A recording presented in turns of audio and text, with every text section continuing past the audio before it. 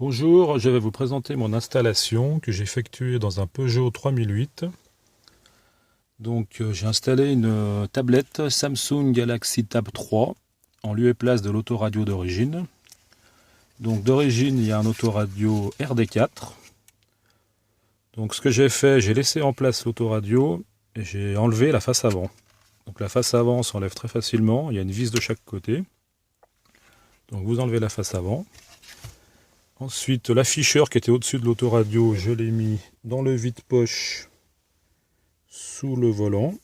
Donc j'ai rallongé les fils parce que les fils étaient trop courts.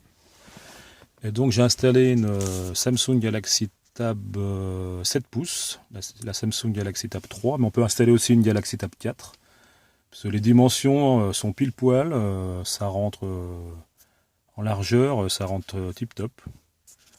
Donc après j'ai alimenté cette tablette avec, j'ai acheté sur eBay un adaptateur 5 volts USB et avec de l'autre côté donc du 12 volts. C'est des adaptateurs qu'on trouve pour les motos.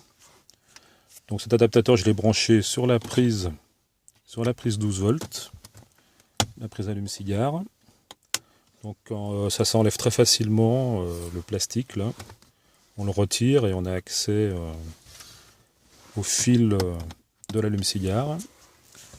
Donc voilà pour l'alimentation. Et après j'ai branché la prise jack 3.5 de la tablette sur l'entrée auxiliaire de mon autoradio RD4. C'est-à-dire c'est l'entrée qui sert pour le chargeur CD. Donc voilà.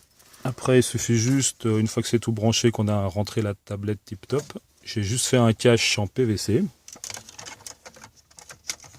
que je mets par-dessus, voilà, qui fait une plus belle finition. Et voilà, après on n'a plus qu'à mettre en route. Donc je mets le contact. Voilà, ma tablette s'allume à la mise du contact.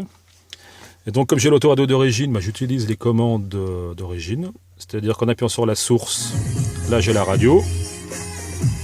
Et en appuyant sur la source, là j'ai l'entrée auxiliaire, donc j'ai ma tablette. Donc avec, je peux écouter de la musique. Par exemple, moi j'utilise l'application PowerAmp, qui est une application sympa pour la musique. Donc voilà, je peux me servir des commandes au volant, monter le volume, le descendre. Si j'appuie sur source, je passe à la radio. Donc si je veux changer de radio, j'utilise la molette. Et là on voit sur l'afficheur en dessous, je change de radio.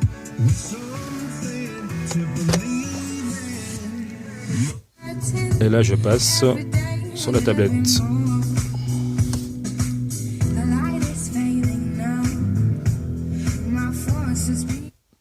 Donc le gros avantage de mettre une tablette, c'est, moi je l'ai installé surtout pour ça, c'est pour le GPS. Parce que d'origine, moi j'ai un 3008 Premium, il n'y a pas de GPS.